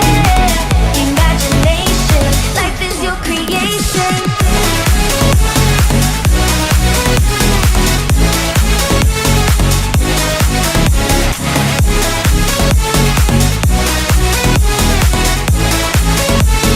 Come on, Barbie, let's go party. That was great. That was a great way to end it. All right. Let's just hope everyone can make peace. Frankly, I would like to take a night off. So can we just not bomb each other? Can we just like get peace? If we could get peace so I could like take a night off, that would be great. That would be great. Could the world just make peace so I could have a night off? I'd really like that. If just for that reason, don't you want me to be happy? All you governments out there, can't you just stop bombing each other so I can have a night off? Don't you understand? I have things to do. I want to go places. I want to go experience the world, etc., etc. Can we just not bomb each other for, ideally forever, but, at least for like 3 days? Can we just try to make peace? That would be nice. Hezbollah, can we talk to like the Pope, and the Pope will talk to Lebanon, and then we'll yell at Benjamin Netanyahu, and he'll shut up, and then we'll talk to Pakistan, and we'll talk to Iran, and everybody will be cool. We can have a dance party. We'll have a peace conference. We'll play techno music. We'll play the Iran song. We'll play the other Iran song. We'll play the Hezbollah song. Oh, it'll be great, ladies and gentlemen. I've thought about this plan. Yes, when going someplace new, don't forget to bring a towel. Speaking of that, wait till you see this. Oh, I have something great to show you. So, somebody made the greatest thing ever. I'm gonna show it to you before we go. It's the greatest thing I've ever seen. The brave little towel. The little towel that could. Hashtag the brave little towel. You don't understand. Look at the brave little towel. Look at him. Look at him. Hashtag the brave little towel. That's me. I'm a towel. Oh, isn't it just the cutest thing you've ever seen? I'm going to read you a story and then I'm going. Okay, ready? It's called The Little Towel That Could. Okay? All right, class? Are you ready before you go out to recess? For me to read you the story of the little towel that could. Oh, everyone's going to love this. Okay, ready? So the little towel that could and all his animal friends, he was climbing up a hill. He was kind of like Sisyphus, if you think about it. And he says, I think I can. I think I can. Then the little towel kept going. It dried the tears of someone who was sad. It helped after a big game. It cleaned up messes and made things better. Oh, little towel, you did so much. You showed the world that with heart and perseverance you can. I knew I could. Oh, and the little towel did. That was from one of Emily C's friends on Twitter. I didn't want to scroll all the way back to find the post. I want to give her credit later. But I thought it was just a most adorable little thing. Hashtag the little towel that could. I love it. All right, I'm going to go now. I'll see you all later today. Hashtag the little towel that could. I don't know when I'm going to go live again. If I have to, it'll be at, before like 5. Okay, I'd prefer that there be no bombings. Please just don't bomb each other. That would be really nice. Okay, just for the sake of peace, and also because I'd like to go, have a dance party. We can all have a dance party anyway, but I don't want to have a dance party in the form of like trauma buffering. I just want to have a dance party. We can have a ticker tape parade. We'll tell the president that he, made the Statue of Liberty better. Hell if I know. My point is, we'll kayfabe it. Iran will really be the victor, but we'll let Mr. President have a parade. He stopped a war that he started. Still counts, I guess. Anyway, my point is, all of you have a wonderful day. You'll see me either before 5 p.m., before like 6 p.m. Eastern, or after like 10 p.m., or ideally not until tomorrow. All right? If there are bombs that fall, I will adjust as such, because I have a duty to you all and also to the people under the bombs and the goats. Hashtag save the goats. For now, this has been Towel News, youtube.com/@GrantSmithEllis. Thank you for watching. Signing off. I'm going to go call my towel girlfriend, go for a walk, and enjoy the sun. I hope you do the same. I'll see you again, maybe in 6 hours, maybe in 10 hours, hopefully not until tomorrow. Either way, I'm not going to actually do my formal ending, all right, because it's a breakfast with Towel. I'll do Tippecanoe and Tyler, too, just so you can have it. President Washington, President Adams, President Jefferson, President Madison. 8 is Van Buren, 13 is Jackson, Tippecanoe and Tyler, too. So it's going to be Polk, Taylor, Pierce, Buchanan, Lincoln, Johnson, Grant, Rutherford B. Hayes, Garfield, Chester A. Arthur, Cleveland, Harrison, Cleveland, McKinley, Teddy Roosevelt, William Howard Taft, Woodrow Wilson, Harding, Coolidge, Hoover, FDR, Truman, Eisenhower, Kennedy, Johnson, Nixon, Ford, Carter, Reagan, Bush 1, Clinton, Bush 2, Obama, Trump, Biden, Trump. How about them apples? God bless you all. Look for a reason to do a small act of service or kindness today. God protect the United States of America and all of the free people and all of the people of the world. Be well. Have a wonderful day. Thank you for watching with me. Marsha, Mishigama, Shannon. It's me, Andrea. Kimberly, it was great to see you. Diane, the first 48 Docs 1. Oh, we had such a good time. It was great to see you. Aaron and Mishigama, my dear friend. Oh, it was great to see you, Mohammed. Michael Brown, how have you been? Doxed, it was great to see you. So many Towel friends were here today.